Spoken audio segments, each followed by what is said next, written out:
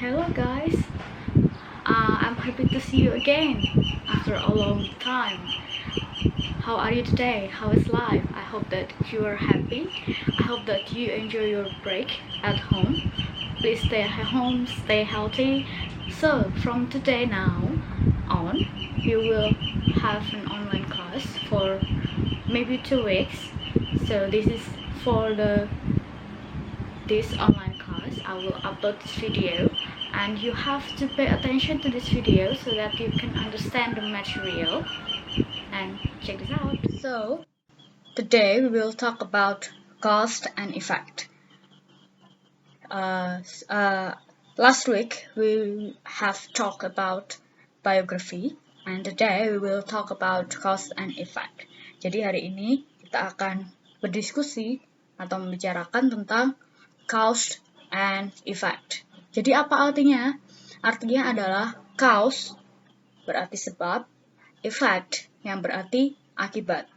Jadi tujuan dari pembelajaran ini adalah kalian nanti setelah belajar ini kalian bisa membuat teks atau kalimat atau apapun itu yang menyatakan hubungan sebab dan akibat.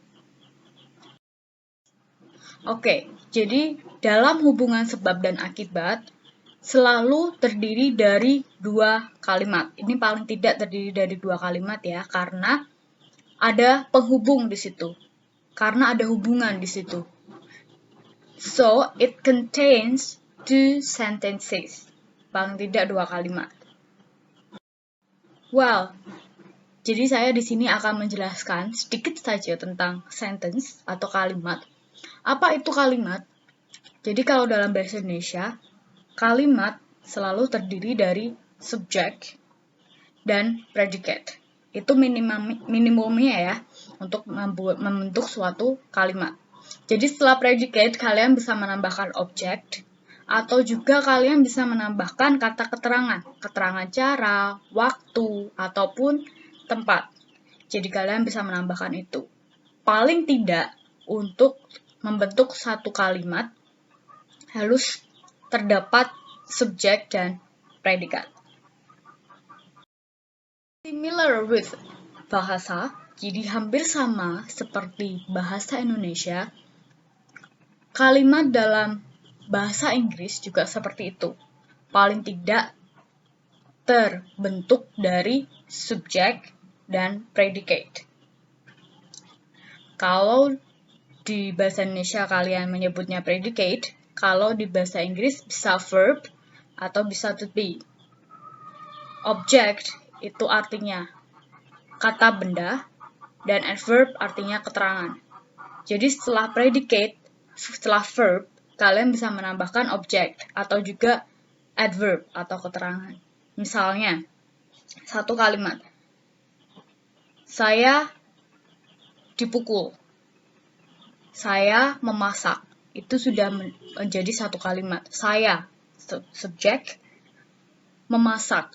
Itu predicate. Saya dipukul. Saya, subjek, dipukul. Predicate. Verb ya, kata kerja. Seperti itu. Similar with bahasa. For example, I go. I, subject, go, verb. Karena pergi ya, melakukan suatu pekerjaan, jadi dia verb. I am a student. I, subject, am to be. A student, object. Ya, jadi seperti itu. Itu untuk membuat satu kalimat. Harus terdiri dari, paling tidak terdiri dari subjek dan verb. Nah, untuk membentuk suatu hubungan sebab dan akibat harus ada conjunction. Conjunction ini artinya apa sih? Conjunction artinya adalah kata penghubung.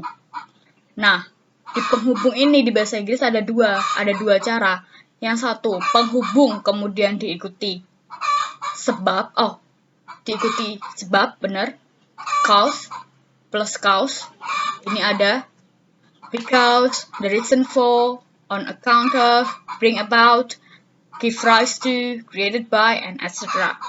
Dan yang kedua adalah conjunction atau kata penghubung yang diikuti dengan effect atau akibatnya. As a result, then, hence, for this reason, therefore, dan seterusnya. Kalian bisa lihat di modul kalian di bab cause and effect.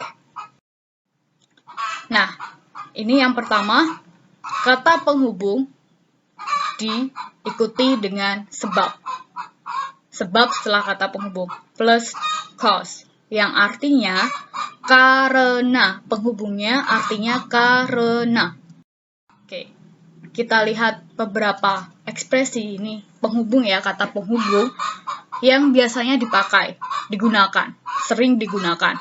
Yang pertama adalah because, kedua for, yang ketiga on account for. Dan yang paling sering digunakan oleh orang-orang adalah because. Ini paling sering digunakan oleh orang-orang, because. Dan for juga ya. Next. Jadi ini adalah rumusnya. Yang pertama adalah sentence. 1. Jadi ada 2 sentence di sini, ada 2 kalimat di sini. Yang pertama, the first one is sentence 1. Jadi saya ulangi lagi, dalam pembuatan kalimat paling tidak ada subjek dan predikat. Ada subjek plus verb kata kerja atau to be is same are. Kemudian diikuti conjunction.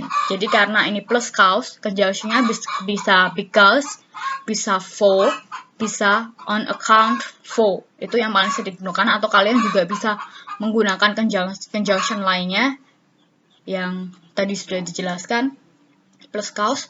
Dan kemudian diikuti dengan sentence 2. Jadi yang sentence pertama itu adalah efeknya, akibatnya. Dan sentence kedua yang terakhir adalah sebabnya. Misalnya, saya belajar online karena ada penyebaran COVID-19. Nah, sentence Y-nya saya belajar online, conjunction-nya, kata penghubungnya, karena. Dan sentence 2, atau kalimat keduanya adalah ada penyebaran COVID-19. Itu adalah sebabnya. Sebabnya adalah ada penyebaran COVID-19. Jadi COVID-19 itu sebagai penyebaran COVID-19 sebagai sebabnya. Efeknya adalah pembelajaran online. Jadi cause itu terjadi sebelumnya, effect terjadi setelahnya. Jadi this is the example. Sentence 1, kalian bisa lihat di sini ada sentence 1, conjunction, and sentence 2. Jadi di sini saya mengambil contoh I get wet. I ya. Sentence itu terdiri dari, kalau di sini contohnya, sentence-nya terdiri dari sentence 1, subject, verb, and adverb. Adverb ini artinya keterangan. Subject, I, verb-nya, kata kerjanya, get. Adverb, wet. Jadi saya basah. Ya, mendapatkan suatu kelembapan. Gitu. Conjunction-nya because, karena. And then sentence 2, berbeda dengan sentence 1. Kalau sentence 2, saya ada subject, ada to be. To be itu is, am, are. Ada adverb-nya. Ya, subject di sini it. To be is. Adverb-nya raining cats and dogs. It is raining cats and dogs.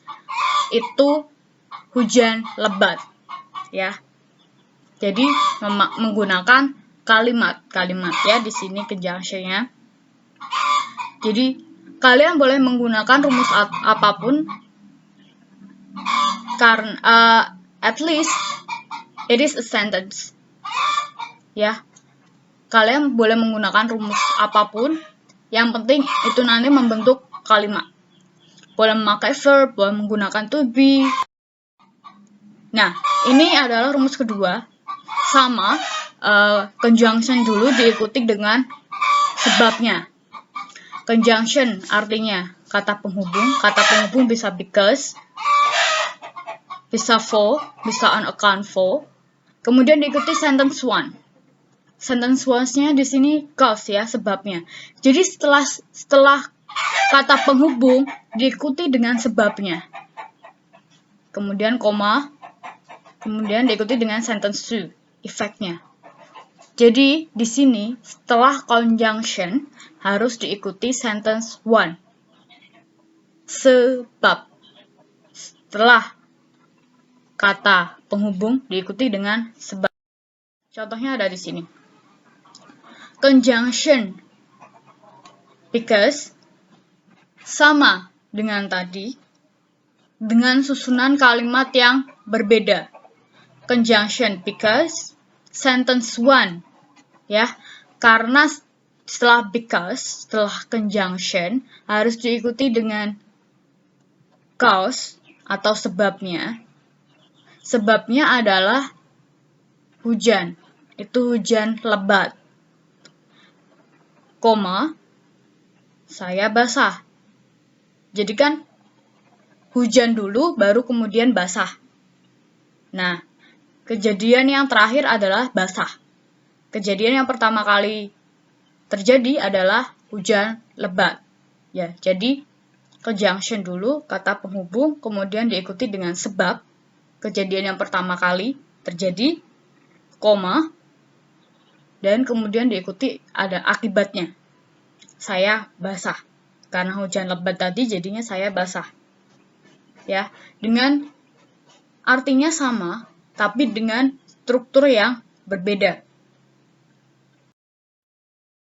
Dan ini adalah kata penghubung yang diikuti dengan efek atau akibatnya. Jadi akibatnya apa? Jadi diikuti oleh kejadian yang terakhir. Kejadian yang pertama, kata penghubung, kejadian yang terakhir. Sebab kata penghubung diikuti dengan. Nah, ini adalah conjunction yang sering digunakan. So, as a result, hence, yang artinya hampir sama, maka, akibatnya. Conjunction ini berarti itu ya. So, maka, as a result, hasilnya, akibatnya, hence, akibatnya, maka dari itu. Rumusnya hanya ada satu. Yang pertama adalah sentence 1, cause, conjunction, dan diikuti dengan efeknya apa? Sebab, penghubung diikuti dengan akibat. Ya, sebab dulu baru akibat. Berbeda dengan tadi akibat dulu baru sebab. Kalau yang ini sebab dulu baru akibat. Nah, ini contohnya sama, kalimat yang sama, tapi berbeda kata penghubung dan berbeda structure. Sentence 1. Nah, di sini juga kalian lihat ada dua sentence, ada dua kalimat. Sentence 1, ini ada subject, ada to be, dan adverb. It is raining cats and dogs.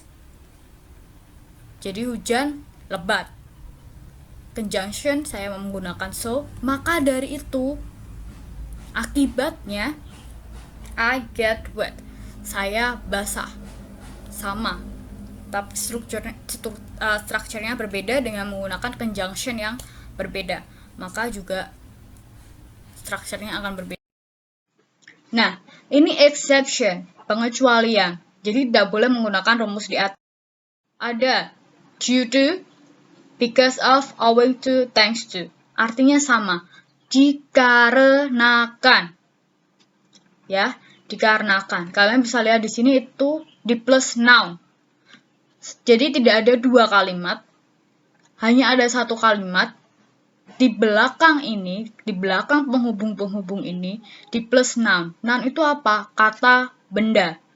Jadi di belakang due to itu kata benda, di belakang because of kata benda. Contohnya, nah ini ya, sentence 1, effect dulu, conjunction, kata penghubung, noun, kata benda. Nah, untuk lebih jelasnya lagi, kalian bisa lihat di slide berikutnya. Nah, kalian bisa lihat perbedaannya di sini. Ada clause atau sentence, boleh klausa atau boleh kalimat. I get wet. Saya basah. Conjunction-nya saya menggunakan because of, dikarenakan, atau due to juga boleh. Ya, jadi kalian bedanya ada di sini. Setelah conjunction ada noun. Noun artinya kata benda. Dan kata benda di sini saya menggunakan ada rain. Ya, rain, hujan. Hujan saja itu kata benda ya. Hujan. Saya basah dikarenakan hujan. Sampai di sini saya akan memberikan kalian assignment atau tugas. Jadi silahkan kalian membuat satu kalimat yang berhubungan dengan coronavirus menggunakan rumus-rumus yang ada di atas, cause and effect. Jadi satu kalimat saja tentang coronavirus atau kegiatan yang kalian lakukan selama belajar online atau jadwal-jadwal kalian terserah, menggunakan rumus cause and effect. Thanks and bye.